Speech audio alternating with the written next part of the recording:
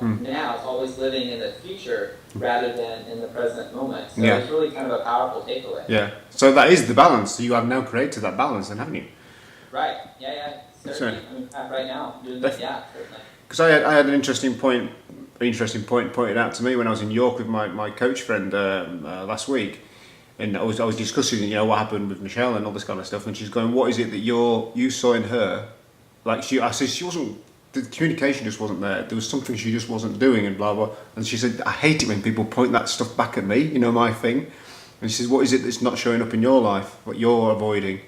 And I'm thinking, I probably am avoiding doing the things that I really do need to get the business to achieve these goals in the business. So it was quite an interesting thing that, oh wow, I can have some fun with her and I can have all this connection with her, so I'll go and chase that. Whereas really, I didn't have the balance. I wasn't doing the bits that was necessary to get the business and my security correct. And if I have the security, then my confidence would even be higher than what it is now. I feel quite confident now, but then I'd have that balance. So it was interesting. It's been an interesting ride this last 2 months in that area. I mean, even for me, like when she's here, I still work. I mean, if she's here on a weekday or something, I'm getting up at 6, 7 o'clock, and I work all day. And I'm straight up. I'm like, look, I have to work between 8 and 5 or 6.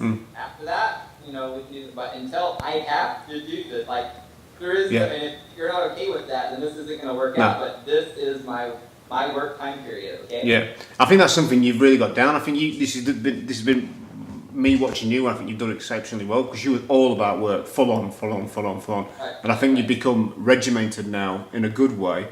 Now, start at 8, do this, and you've got balance rather than your head's It's all about this ritual. Ritual, that's what. Really discovered how much power and results come from having a ritual. And it's not just a ritual in business. I mean, a ritual in every area of your life. Like, what's your ritual for your dating or for your spouse or your wife or your husband? Like, what is your ritual? What is your ritual for producing in your business, right? What is your ritual for producing the results you want in your spiritual life? What is the ritual that you're producing in your body? And I'm not doing the ritual in my body. And I'm feeling this inner pull that, dude, you gotta get a ritual in your body. You gotta get a ritual in your body. Yeah. But I'm not doing it. But I am having the other rituals, and by having the rituals, it's been less stressful, and more results in those areas have been increasing significantly, and they continue to compound. And it's not hard. It's just making yourself do them. And for the first really 30 to 40 days, it sucks balls. It's no fun because you're struggling to get your ritual. But after you kind of develop these new grooves by committing to it, then you know exactly what needs to be done every single day. And like we come back to my business, well, we're not in business yet, but we'll get there in a second. But my leads have increased by like 300 or 400% just by making myself do my ritual every single day. Yeah. I can see it. I can see it from this side. You can see it's interesting. We can see this in each other, can't we? So you're seeing it with my fitness and stuff like that, and you're going, fuck, I'm not flipping. I need to get my group to go. I can see it in you going, you're achieving, and it's been an awesome journey this 90 days. So have we done being yet? Did we cover being? We haven't done being. No, we've done body and we've balance. Right, go on then. Let's do a being then. Okay, so my being goal was the end goal was to meditate for 30 minutes and then take this weekend retreat or this weekend outing by myself. Yeah. So at 60 days, I did 22 minutes this morning meditation. So every day, really not every day, Monday through Friday, I'm meditating every day. I was doing it. I got up to 20 minutes. Now I'm at 22 minutes. So I'm on target to hit my 30-minute goal. My timer went off at 22 minutes today, and I was like, man, it's already been 22 minutes, huh? Wow. And before, when I first started, and we'll remember back to the previous conversations, I set it for 5 minutes, and after 60 seconds, I was like, holy hell, this is going to take forever. So to be now at a place where it's like 22 minutes, be like, wow, it's already been 22 minutes, I wish I could go longer, but it doesn't fit into my day, into my ritual right now. I set my timer for 22 minutes, it's done, move on to the next task, be disciplined. But the clarity of who I am, the downloads I get to then articulate into my Facebook marketing, the downloads I get to then articulate into my email copy, the downloads that I get to understand what needs to be done each day, the downloads that I get to know how to invest in my significant other, and my ability to know if something goes wrong that I can choose a different outcome has been huge. Because previously to this experience of really studying the Ascension book and really allowing myself and making myself commit to meditating every day, I would beat the shit out of myself. Because as a high producer, I would have these expectations. So for instance, in December of last year, I ran a very small event. There's about 7 people there. And my goal was to get 10 people in that room and make 10 grand. Well, I got 7 people in the room and made $7,500.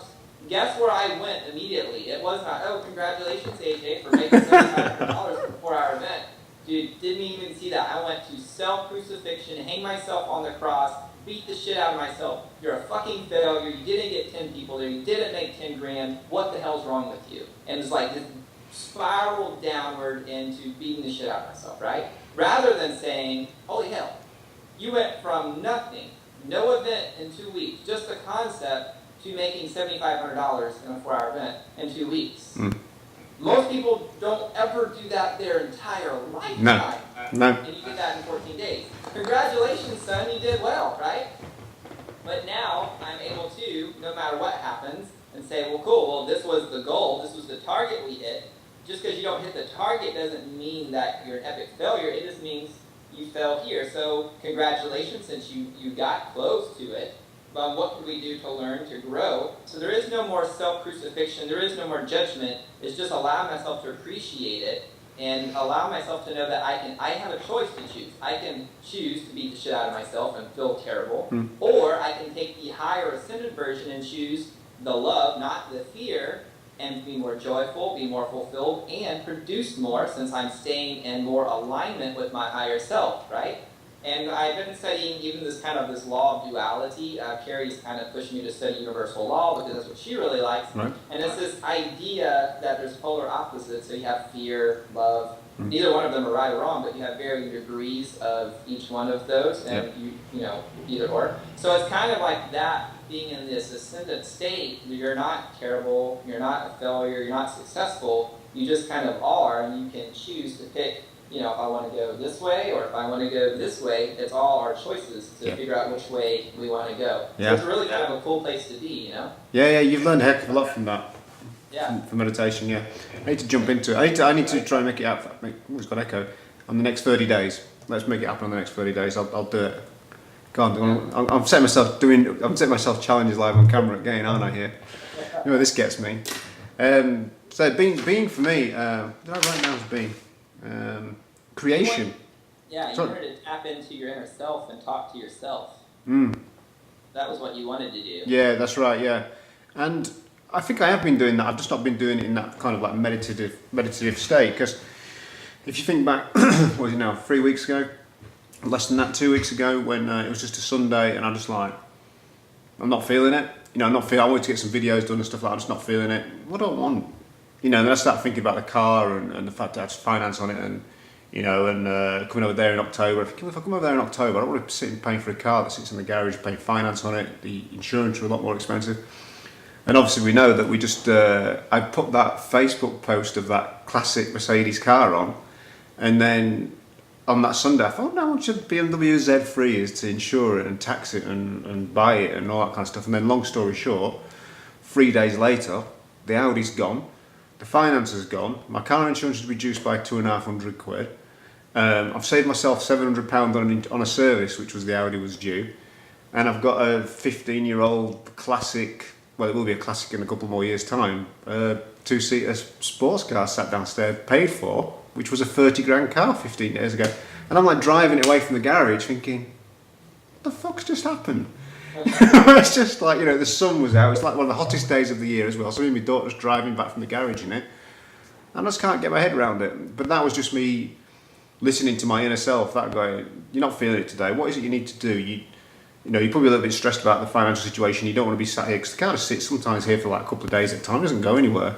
You don't need such an expensive car. So just get it. And it's loads of fun. You know, it's a ridiculous amount of fun. And people love it. And I love it. So it was about creation. I think just listening to your inner self and creating a situation whereby a lot happier. That's how I do it, I suppose. But so I think for being it has been creation, and also thinking back as well over this last 30 days. I know it did start before. Is creating these JVs with people. So I don't really like working by myself, isolated. Obviously, been working with you, working very much with Liz. And this thing with Zhui, I don't know whether I've told you this, that I think I have on the message, that the San Francisco Chronicle could possibly want to do like an article on this program we're creating. I'm like, what the fuck? If that comes off, you know what I mean? That could be huge. And obviously I'm putting it out there that it does come off. So that's creation again, isn't it? You know, so... Yeah. And it'll give me an excuse to come over and see you guys as well, another excuse. Hang out in San Francisco. I know. I'm waiting for everybody to kind of say yay or nay on the cool event that I put together. Yeah. I need to read the details of that one. I need to read the details on it. But yeah, you know, all being well, we hit these financial goals, then yeah, I'm there. Let's play. I need to do the Spartan. I need to kick your ass at the Spartan race anyway in November. So, yes, that's it. That's being for me. But the takeaway, I think, like I say, I'd like to get back into that meditative state. I think I just need to go even deeper because I really did enjoy that. I've not achieved the goal that I set, as in like speaking to my inner self, been listening, very much, you know, around the relationship, the car, the finances, but I've not been taking that higher self, like you say. So I like to step into that zone.